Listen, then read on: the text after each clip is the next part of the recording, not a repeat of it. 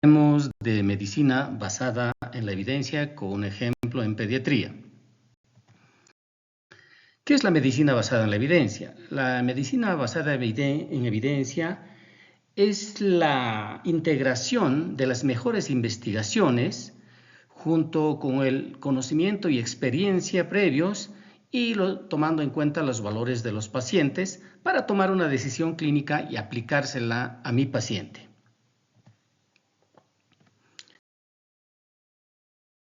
Lamentablemente, existen miles de publicaciones todos los días, imposibles de poder leerlas o resumirlas en el tiempo ocupado de los médicos.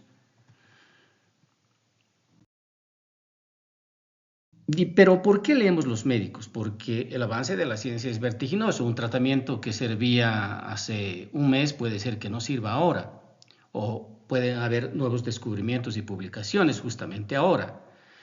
Pero hay miles de investigaciones que son publicadas todos los días. De ellas, el 35 a 40% son de terapia, de tratamiento, que es algo que nos interesa mucho a los médicos. El que un paper esté publicado en una revista inclusive de prestigio no garantiza, sin embargo, su calidad metodológica.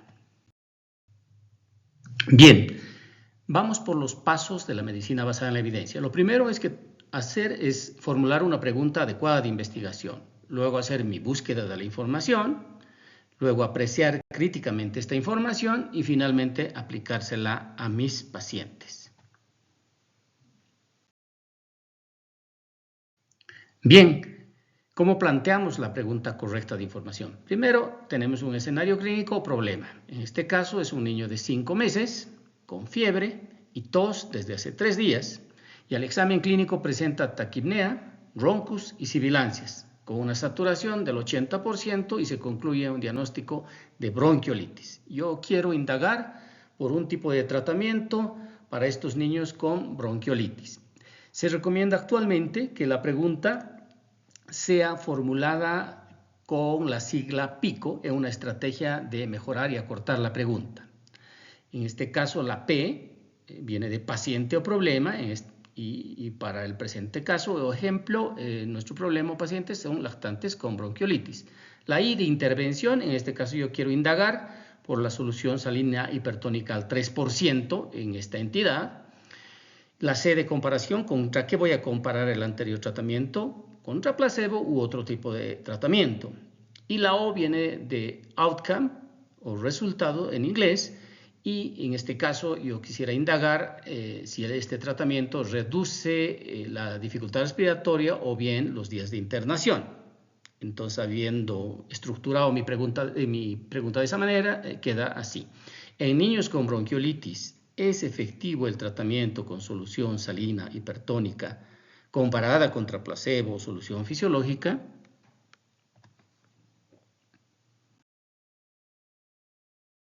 Bien, cuando yo tengo una pregunta, esta puede ser de terapia, pronóstico, diagnóstico y para responder ella hay un tipo de diseño de investigación. En este caso, la pregunta nuestra era de tratamiento. Yo quería averiguar si un tipo de tratamiento acorta los días de internación. En este caso, el mejor diseño para ello es los ensayos clínicos controlados, las revisiones sistemáticas con o sin metaanálisis.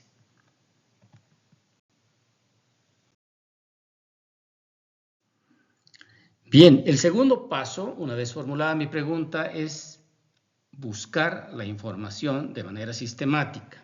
Lo más fácil sería consultar a un colega de más experiencia en mi hospital, consultar a un neumólogo pediatra sobre el tema o finalmente leer un libro.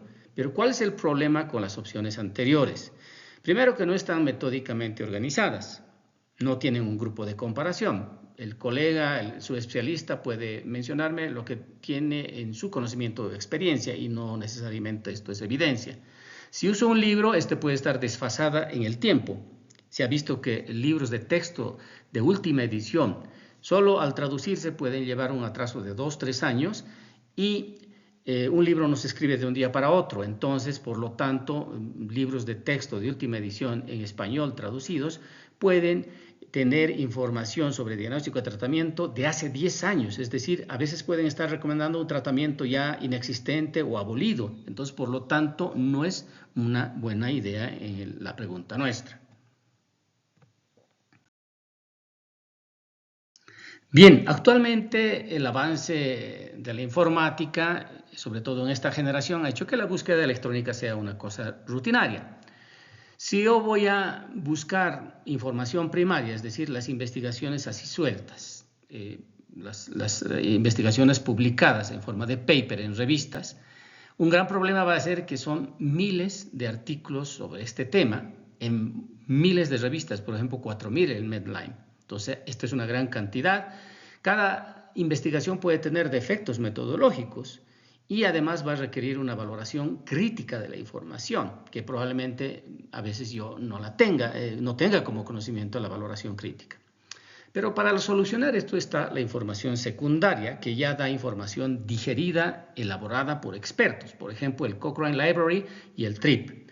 El Cochrane es una base de datos que tiene revisiones sistemáticas sobre diagnóstico, tratamiento, pronóstico, que están agrupadas por temas, incluyendo literatura gris, es decir, información procedente de congresos, de artículos no publicados, y están ordenados por grupos. Por ejemplo, el grupo de enfermedades respiratorias agudas en niños, el grupo de embarazo y niños, el grupo de desórdenes genéticos, etc., donde se hace un análisis sistemático, se colecta la información, se la publica como resumen con una interpretación de expertos, además, que facilitan sin duda alguna el trabajo del médico. La otra base de datos, el TRIP, es un metabuscador con 58 bases de datos, incluido el Cochrane. Esta les arroja también metaanálisis, revisiones sistemáticas e investigaciones así primarias.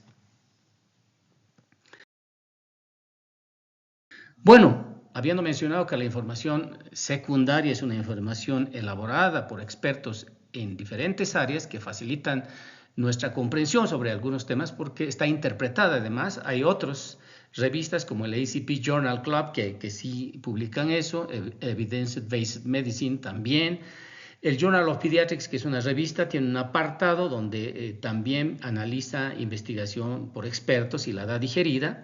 La Academia Americana de Pediatría tiene una publicación que se llama Grand Rounds, donde expertos en temas critican, digieren información y es más como que te la traducen, digamos, en el léxico médico de forma sencilla para aplicarla a tus pacientes, ¿no? Entonces, esta información de la parte secundaria está filtrada de varias investigaciones primarias y pueden calificar inclusive fallas metodológicas de algunos artículos y presenta un resumen estructurado seguido de un comentario crítico de un experto.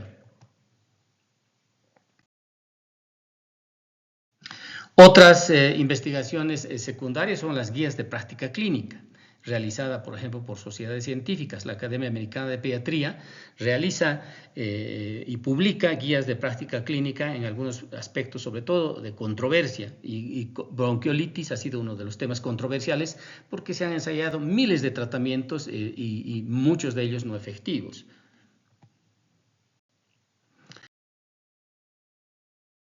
Bien, veamos primero la estrategia de búsqueda en PubMed para buscar investigaciones primarias, no secundarias, es decir, solo artículos. PubMed está patrocinada por la Librería de Medicina de los Estados Unidos y tiene millones de citas y esta va avanzando todos los días. Fíjense ustedes, la búsqueda la hemos realizado el 23 de enero del año 25 y en una búsqueda básica donde pongo las palabras claves, lamentablemente solo en inglés, bronquiolitis y niños me arroja 7.102 artículos. Haciendo una búsqueda avanzada, bronquiolitis y tratamiento en niños rebaja 4.417 y haciendo una búsqueda más orientada aún, bronquiolitis y solución salina hipertónica, 156.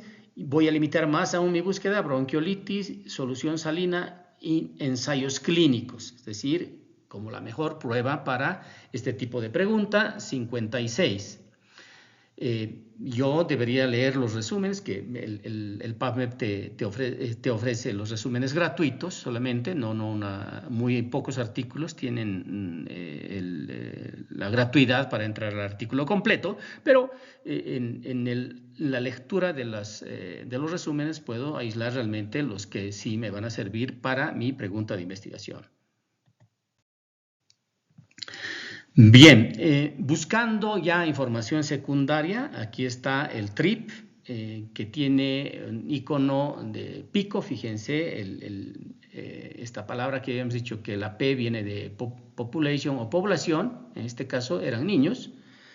La intervención, fíjense, yo lleno y pongo solución salina hipertónica, en inglés, obvio. La comparación, dijimos placebo o solución salina, y el resultado va a ser el tiempo de estancia hospitalaria. Entonces, haciendo un clic inmediatamente, esto me busca artículos como este, por ejemplo, aquí de Sang, que dice solución salina hipertónica para bronquiolitis aguda en niños, ¿no? Una revisión del Cochrane. Fíjense, esta base de datos está cruzada con el Cochrane y ha aislado un artículo sobre este tema como una revisión sistemática de la literatura al respecto, y también otro ensayo clínico seguramente localizado en una revista. Cuando hago mi búsqueda en el Cochrane, tiene una ventana donde pongo bronquiolitis y solución salina hipertónica. Entonces, fíjense, inmediatamente me arroja un artículo que dice solución salina hipertónica para bronquiolitis aguda en niños, y coincidentemente es el mismo artículo que había encontrado Trip Database.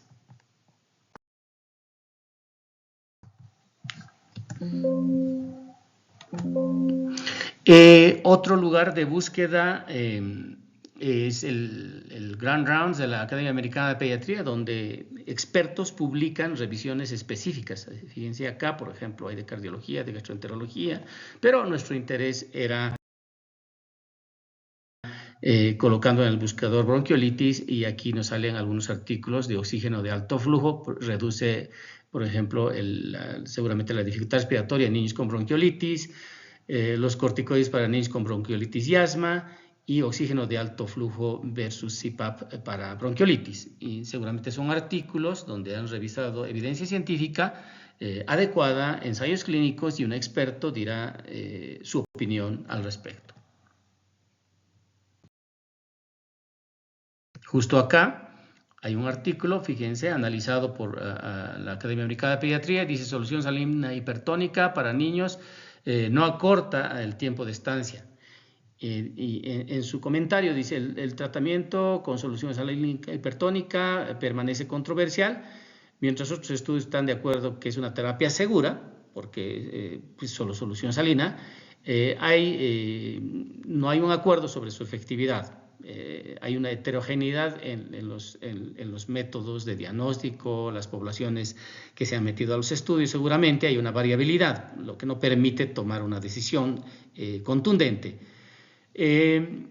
Basado en el tiempo, al tiempo del presente estudio, la solución hipertónica permanece, dice que no acorta el tiempo de estancia hospitalaria, tomando en cuenta que este es un artículo norteamericano para los Estados Unidos, donde el tiempo de estancia hospitalaria máximo es de 3 días, ¿no? Y en la evidencia presentada aparentemente era para chicos que se internan 4 o más días que funcionaba. Habíamos hablado de las guías de práctica clínica que son publicadas, por ejemplo, por la Academia Americana de Pediatría, y esta es dice el diagnóstico y el manejo y prevención de bronquiolitis. En una parte menciona que la solución salina hipertónica está teniendo muchos estudios, y hay evidencia que sugiere que la solución salina hipertónica mejora, ¿no es cierto?, el movimiento mucociliar, favoreciendo la eliminación del moco que obstruye la vía aérea en bronquiolitis justamente. El largo de estancia hospitalaria de más de 3 días que menciona, fíjense, está mencionando a uno de los hallazgos de Sang que habíamos encontrado en Cochrane. Dice, puede no ser generalizable en los Estados Unidos, ¿no? Donde el tiempo de estancia es apenas de 2.4 días. Entonces, esto sí se podría aplicar en lugares donde la estancia hospitalaria es de más de 3 días, ¿no? Entonces, en Estados Unidos aparentemente no, pero sin embargo muestra evidencia a favor de que fisiológicamente la idea es buena.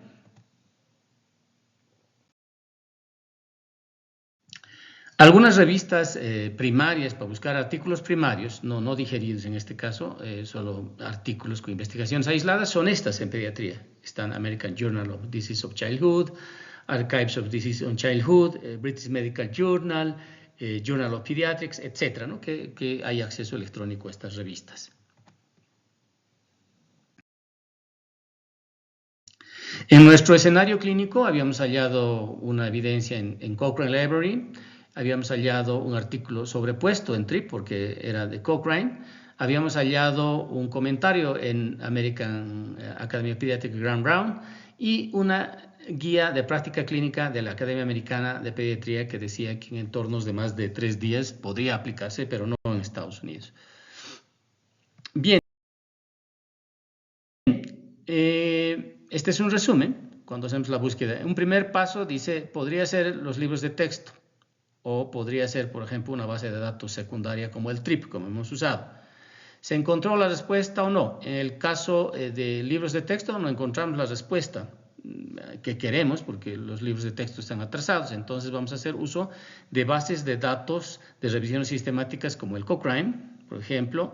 Hemos visto guías de práctica clínica y otras guías secundarias, es decir, información digerida, donde no es necesario realizar una valoración crítica porque ya la hizo un experto. Entonces, ¿encontramos respuesta? En el caso nuestro sí.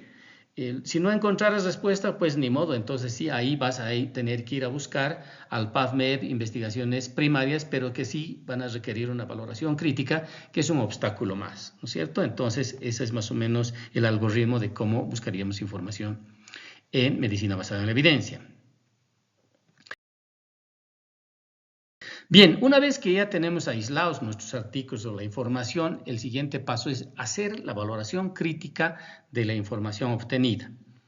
Y en este paso es importante verificar la validez interna, es decir, cómo fue hecha realmente la investigación, si ha sido correctamente hecha la investigación conducida, y eso refleja la verdad. Luego está la precisión de los resultados, es decir, la significancia estadística de los hallazgos, los intervalos de confianza. Entonces se refiere a los resultados y su parte estadística, que sean adecuados. Y finalmente la validez externa, es decir, esta información conseguida así de buena, etcétera, ¿será aplicable a mis pacientes en mi entorno?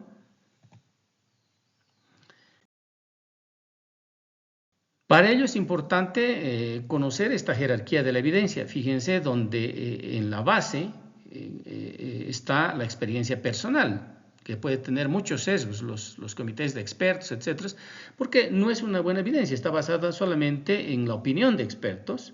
Luego vienen los estudios de series de casos y controles, estudios de cohorte, y ya más arriba vienen los ensayos clínicos controlados y finalmente las revisiones sistemáticas con o sin metaanálisis, que ese paso no es necesariamente obligatorio.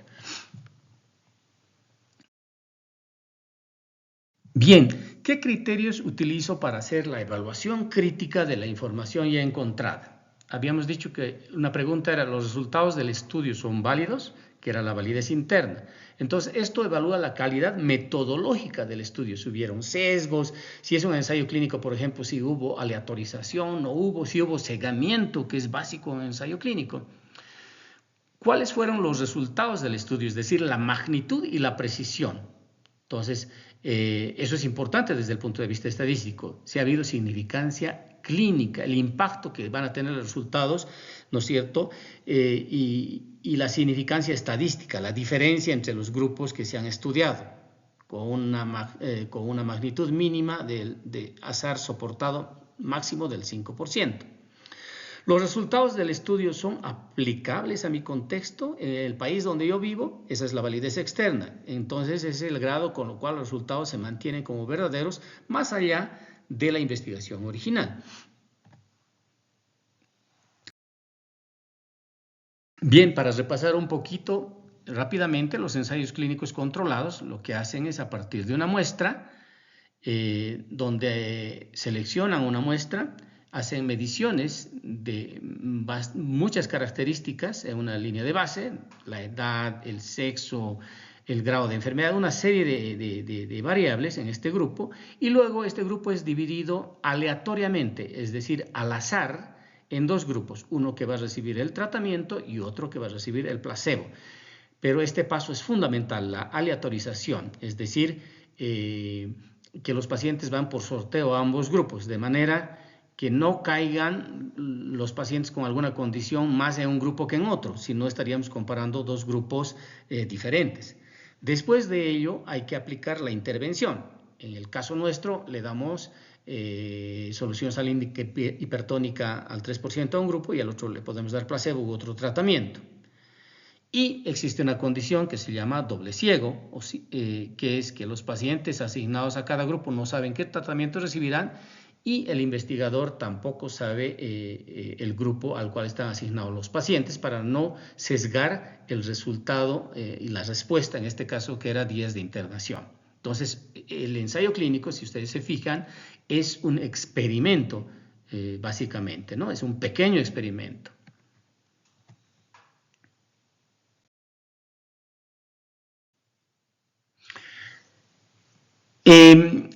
Pero el anterior ejemplo era una investigación clínica, investigación primaria. Habíamos dicho que existe un tipo de investigación que resume y que es hecha por expertos, que se llama investigación secundaria, dentro de lo que destaca sin duda alguna las revisiones sistemáticas y el metaanálisis. ¿Qué es una revisión sistemática?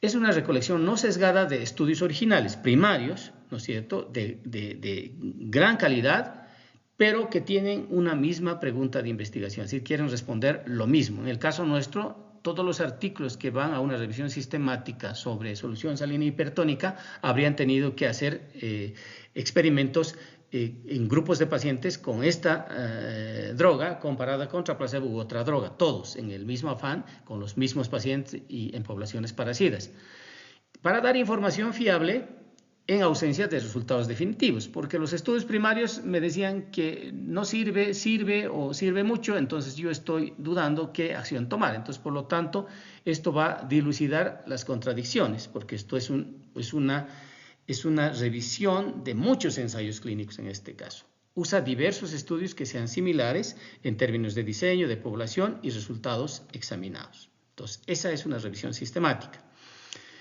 El metaanálisis no es un diseño de investigación, sino es un componente opcional de la revisión sistemática, donde hace una estimación cuantitativa, es decir, combina los tamaños muestrales de las investigaciones originales que han entrado a la revisión sistemática y saca un resultado, si está a favor del tratamiento o en contra del tratamiento. Y justamente vamos a ver una gráfica denominada de forest plot o gráfica de árbol de un metaanálisis. Ustedes van a ver en los metaanálisis, cuando una revisión sistemática termina además en un metaanálisis, publican las revistas este tipo de gráfica que se llama gráfica de árbol. Si ustedes se fijan, hay una línea central que tiene el 1, donde no hay diferencia a favor del tratamiento o a favor o en contra del tratamiento o a favor del placebo, si ustedes quieren. Ven varias líneas a los lados de la línea central. Estas líneas son investigaciones individuales, ¿no?, que han ingresado al metaanálisis en este caso. También podrán evidenciar que las líneas tienen diferentes tamaños, ¿no? Eso significa el intervalo de confianza. Cuanto más pequeña la línea, el resultado es más preciso, ¿no? El intervalo de confianza es más corto. Pero también se darán cuenta que algunas líneas caen a favor del tratamiento claramente de este lado, o caen en contra del tratamiento del otro lado claramente, sin tocar la línea del medio. Entonces, cuando caen de un lado a favor del tratamiento, después están hablando de que el tratamiento funciona, o si caen al otro lado, de que no funciona. Pero también hay líneas que están cruzando la línea central o tocándola por lo menos. Esos son resultados no válidos, porque el intervalo de confianza dirá que a veces el tratamiento sirve, porque está el intervalo de confianza, el extremo de la línea está de un lado, Y a veces te dirán el otro extremo que está en contra del tratamiento. Entonces, por lo tanto, es un resultado estadísticamente no válido atribuido al azar. Y finalmente, en la parte inferior se puede ver unos diamantes. Si el diamante cae del lado de favor del tratamiento, quiere decir que el resumen de todos los artículos finalmente dice que el tratamiento sí sirve, está a favor del tratamiento. Si el diamante cae pisando la línea del medio, pues que igual no se sabe si es a favor o en contra, es un resultado no significativo. Y si cae claramente del lado en contra del tratamiento, te dirá que el tratamiento no sirve en este caso.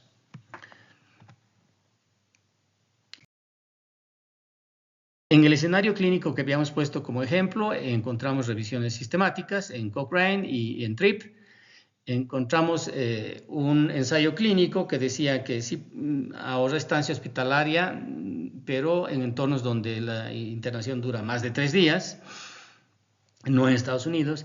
La guía de práctica clínica publicada por la Academia Americana autoriza su uso en pacientes internados, aunque la evidencia es B, es decir, las investigaciones no eran ensayos clínicos con mucha potencia seguramente, y la fuerza de recomendación es débil porque había inconsistencia, ¿no? Hay a favor, en contra o que no hay diferencia. Aunque hay controversia de estudios primarios, puede ser útil la solución salina como solución hipertónica porque se menciona que puede ayudar a mover el sistema mucociliar y aclarar los mocos, ¿no? Que es un problema en la bronquiolitis. ¿Es posible aplicar esto a mis pacientes? Sí, la solución salínica hipertónica la podemos preparar, es una opción barata. Inclusive podríamos usar solución pura al 0,9%. Y en Bolivia, sí, las internaciones en el Hospital del Niño, por lo menos por bronquiolitis, suelen durar más de 3 días. Entonces, por lo tanto, en mi contexto clínico, en mi lugar, es posible que sí sirva, ahorrando un día por lo menos. Entonces, y el cuarto paso finalmente es aplicar los resultados a mi paciente. En este caso, estoy tomando la evidencia, la significancia estadística de algunos de los estudios que hemos revisado. Estoy viendo también la significancia clínica, es decir, ahorra un día de internación, que puede ser importante. Un día un paciente puede llegar a adquirir una infección intrahospitalaria, por ejemplo, quedándose un día más. Si se queda menos un día, mejor. Los padres de mi paciente, al considerar esta una terapia no invasiva, solamente es una nebulización, probablemente la acepten y no haya mayor problema. Estoy tomando en cuenta entonces la preferencia de mi paciente. Entonces, y el estado de la circunstancia clínica en este momento para tomar decisiones es una opción no cara, es barata y va a ser aceptada por los padres, por lo tanto, probablemente factible en mi entorno. Entonces, en el escenario que teníamos, considerando que las internaciones duran más de 4 días en promedio en el hospital de niño, aunque la significancia clínica solo beneficia un día menos de internación, decíamos que las infecciones cruzadas son posibles en ese lapso, por lo tanto sería benéfico. Los padres van a aceptar esto porque no es invasivo y pues finalmente decidimos aplicar esta terapia a nuestros pacientes con bronquiolitis. Bien, ¿qué limitaciones tiene la medicina basada en la evidencia? Se calcula que cada año más o menos se publican 2 millones de investigaciones en el campo de la medicina, y para cubrir esto un médico tendría que leer más o menos 20 artículos por día, cosa imposible, ¿no? Porque el avance de la ciencia es imparable, imposible de leer entonces toda esta información. Lamentablemente hay sesgos de publicación, es decir, es bien conocido en la literatura médica que los comités editoriales de revistas famosas prefieren publicar resultados positivos, es decir, donde los autores han encontrado que una terapia sirve, pero no aceptan frecuentemente donde los resultados sean negativos y digan que no sirve. Entonces, eso obviamente va a sesgar lo que ya vamos a leer. Vamos a leer generalmente cosas positivas seguramente.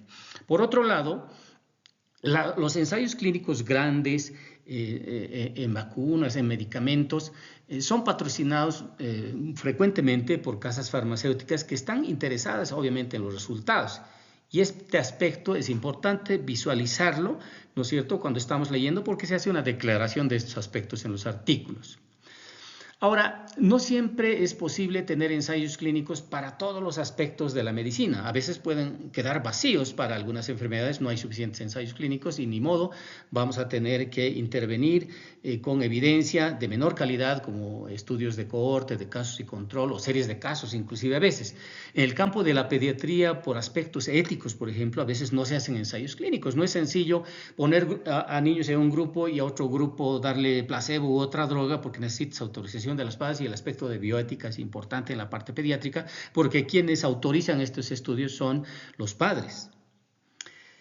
Y este aspecto aún más delicado, el mal uso de la evidencia. Y un ejemplo claro ha sido la reciente pandemia del COVID, donde se ha hecho los investigadores un beneficio personal por razones políticas o presión pública, han dado como válidos, hemos llegado al extremo de que se han utilizado antivirales, como la hidroxicloroquina, que es un antimalárico y se lo ha utilizado como un antiviral. Imagínense ese extremo. Se ha usado un antiparasitario para querer eliminar virus, o lo peor de todo, en la parte oscura de la medicina hemos logrado usar el dióxido de cloro, autorizado en el país para vergüenza pública nuestra, por Dios.